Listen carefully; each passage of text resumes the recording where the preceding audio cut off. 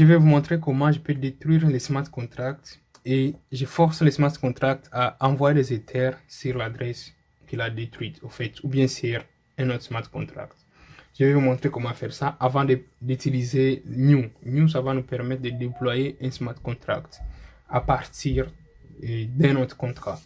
Maintenant, qu'est-ce qui va se passer ici? Je vais créer un smart contract. Ça va s'appeler B.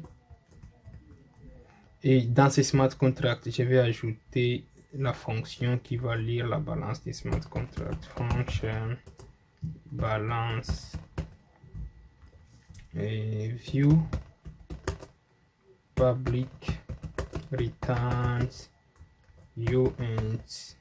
Et puis ici, je vais faire return des balance adresse de ces smart contracts. 10 pour préciser que c'est les smart contracts, balance qui est sur les smart contracts. Et puis je vais ajouter une fonction ici qui va recevoir les Ethers. Je peux faire constructeur, supposons que le constructeur d'ici, disons, peut être comme ça, payable, et puis ça va recevoir les Ethers, comme ça. C'est pas grave. Maintenant, dans notre contrat, dans les contrats B, c'est ces contrats ici. Quand je vais appeler ces contrats, ça détruit directement l'autre ici. Et puis, ça va recevoir les Ethers qui aura ici dans ces contrats. Ça sera dans quel sens? Ça sera comme ça. J'ai fait comment? Ok, j'ai créé une fonction. Cette fonction va s'appeler détruire.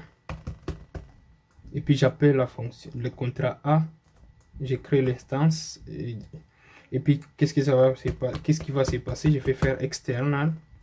Et puis, ici, à l'intérieur d'external, je vais prendre toujours A. Je vais prendre A et puis j'appelle la fonction qui est dans ici, qui va détruire. La fonction s'appelle détruire. Je vais appeler cette fonction comme ça. Et puis, qu'est-ce qui va se passer? Ici, je vais créer une fonction aussi qui va vous montrer la balance. Balance.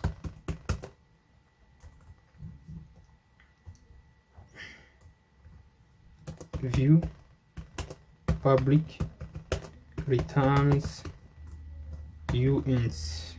Et puis, retournez-moi la balance. Je vais retourner disons, sur cette adresse, la balance de ce smart contract. Point balance. Ok. Je vais faire comment? Quand je vais déployer par exemple les premiers contrats. Vous voyez les premiers contrats, pour les déployer, on me dit déjà que c'est un contrat qui va recevoir les Ethers. Je mets 10. Ici, je n'ai pas, vous voyez, ici, je n'ai pas un receive pour recevoir les Ethers, ou bien ma fonction balance n'a pas payable pour recevoir les Ethers. Mais comment je peux faire? Si j'utilise seulement les self-destruct ici, ça va pousser ces smart contracts à recevoir les Ethers. Pourquoi? Parce qu'ils sont en train de détruire ce que j'ai ici, les contrats A. C'est comme ça, même s'il n'y a pas fallback ici pour recevoir les Ethers, on n'a pas les receive, on n'a pas la fonction receive. Ça va pousser à ces smart contracts de recevoir les Ethers même si on n'a pas payable, même si on n'a pas receive. Et ça va se passer comment? Je vais envoyer 10 Ethers quand je vais déployer ces smart contracts. Je fais comme ça, 10, et vous allez voir. Si je regarde la balance, vous allez voir que ces contrats a dit non. J'ai déployé quel contrat? Formation. Ah oui, c'est ça. C'est A.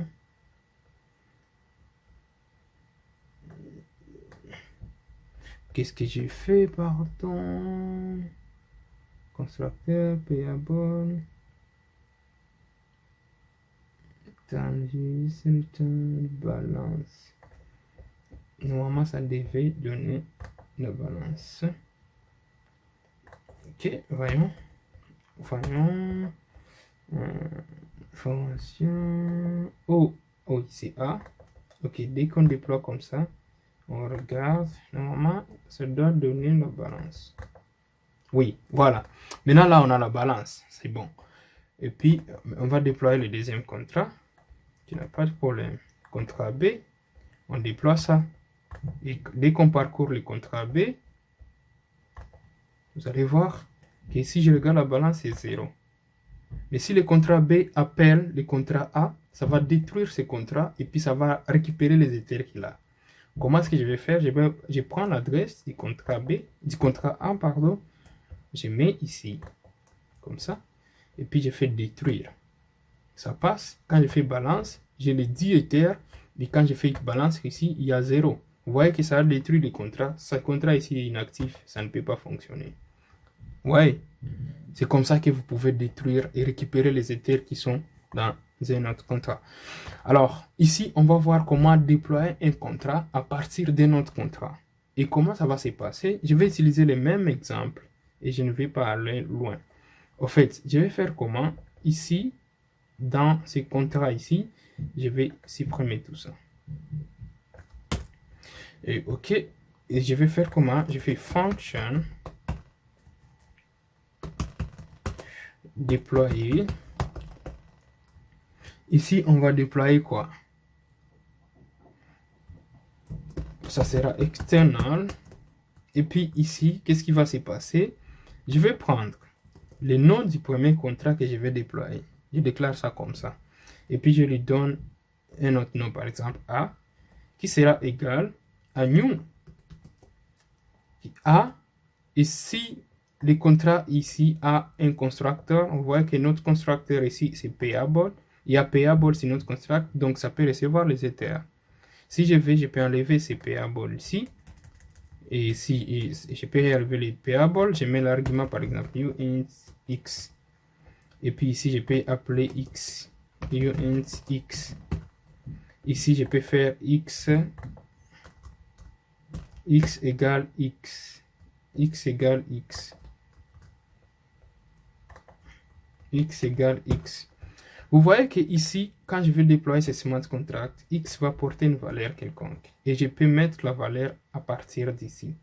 Je peux dire par exemple x égale 16. Vous voyez?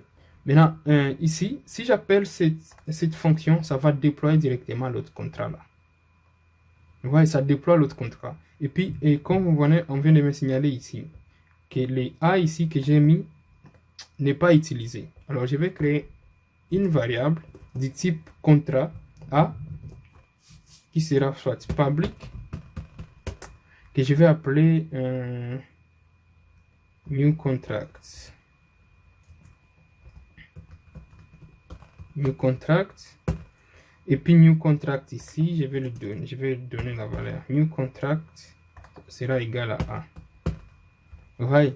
Maintenant, je vais essayer de faire cette aventure et vous montrer comment est-ce que vous pouvez déployer un contrat, mais à partir d'un autre contrat. Vous l'appelez, vous le déployez. Alors, ça va se passer comment? J'appelle, vous voyez le deuxième contrat ici. Ça ici, B. C'est B, non? Je déploie B. Je vais déployer B. Je viens de déployer B. Et puis, B, à partir de B, je peux maintenant déployer A. Vous voyez, New Contract, ici, c'est 0. Mais si je clique sur Deploy et je clique sur New Contract, j'ai déjà une adresse. Si je prends cette adresse ici, si je prends cette adresse et que je la mette ici, dans Add Address, si je descends ici, je pars sur A. Pourquoi ça me demande quelque chose? Je pars sur A, je vais essayer de déployer le smart contract comme ça. Je déploie le smart contract. Je descends pour voir si mon smart contract a été déployé. Et quand je vais faire comme ça, je vais détruire. Vous voyez, j'ai tout. Malheureusement, je n'ai pas mis X public pour que j'ai accès à X et vérifier si ça aura. Je dois ajouter public ici. Je m'excuse.